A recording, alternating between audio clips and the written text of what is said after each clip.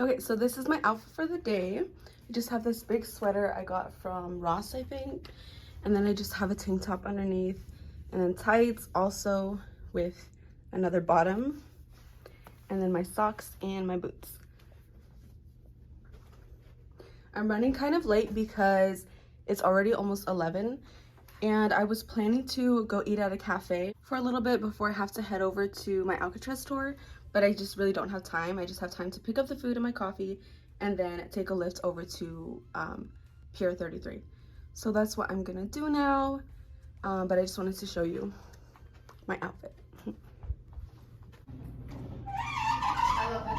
I love it. This is actually my dessert because I don't. Oh, your dessert. I don't eat sweets. I do like.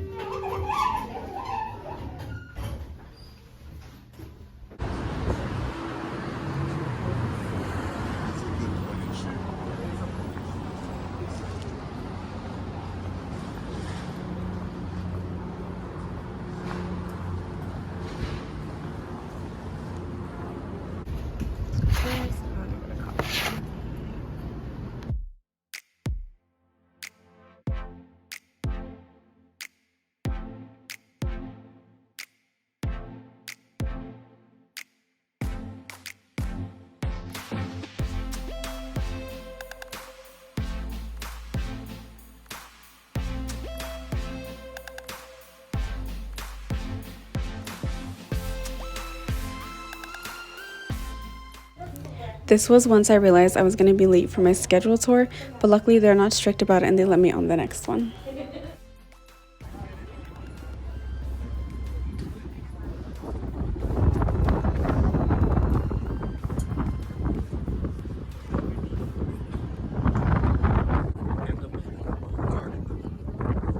Hear their voices and experience their daily lives when you tour the federal penitentiary.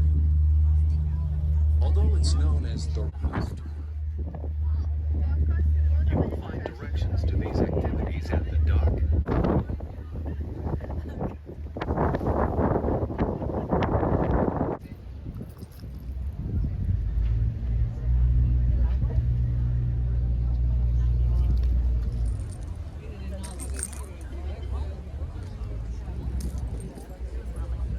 Because even though the cell house is empty, all those 600 cells, it's empty, it's a national park, there still are prisons today.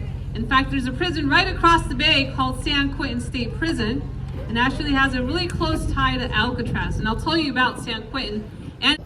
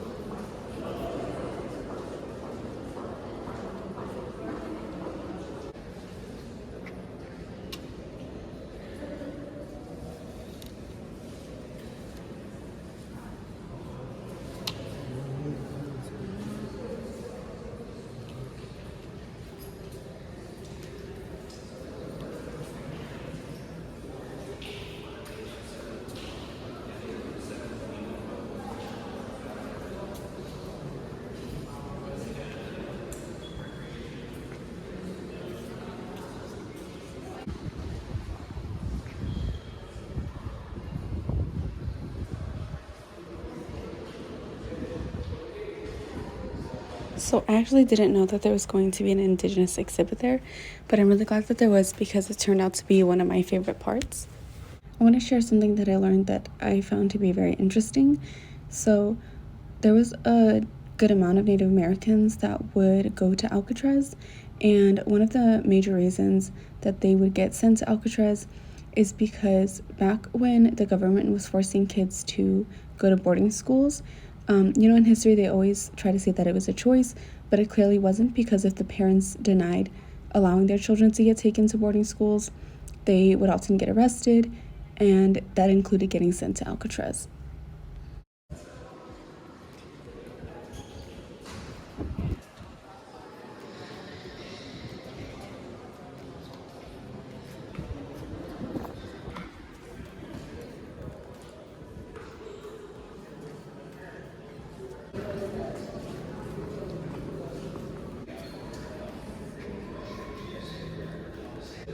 In 1956, the Relocation Act passed, forced Native Americans to relocate to urban areas for not greater employment opportunities.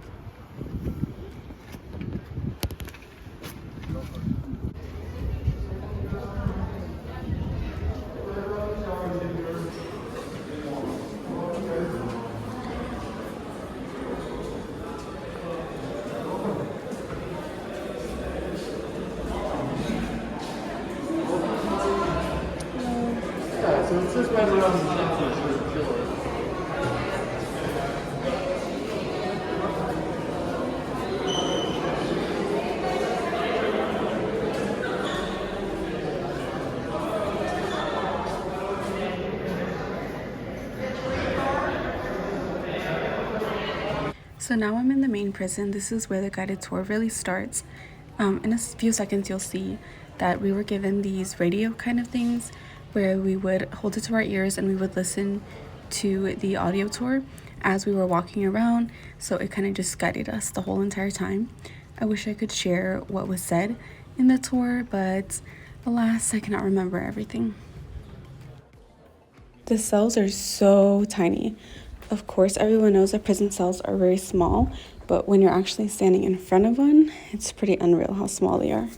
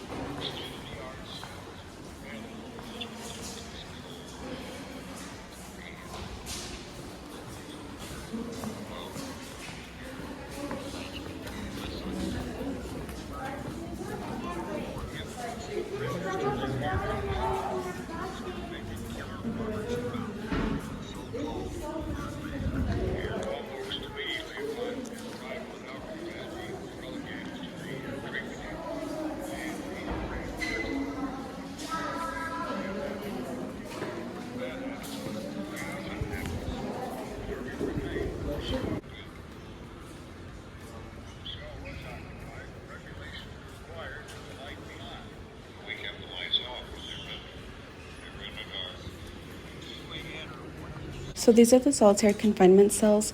This is where the prisoners would get sent if they were misbehaving or anything like that. I actually got to go in one, but with the bars open. My coworker actually got to go in one at nighttime with the doors closed, which she said was really, really dark. I can't imagine how scary it would be, and actually how sad it is when you kind of think about it.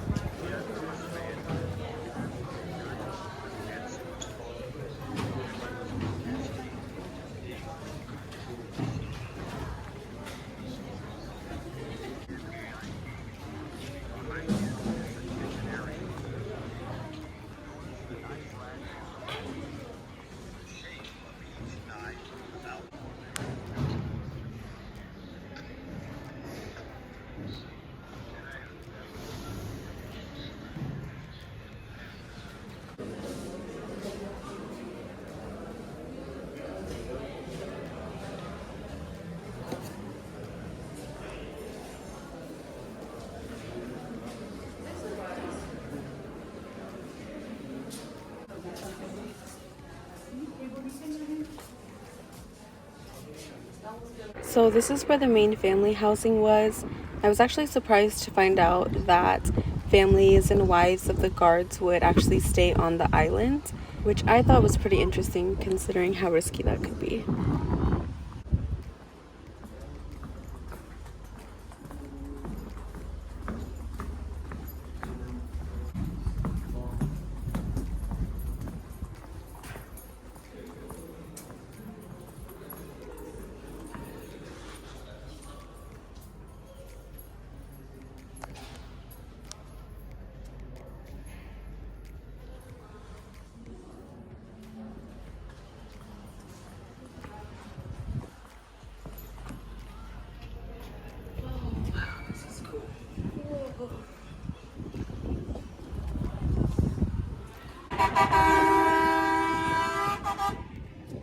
So this is William Baker. I believe he's known as the last living man from Alcatraz. He was a prisoner, and he sits outside of the Alcatraz touring place and just sells books and signs autographs. So I bought a book, and here we are.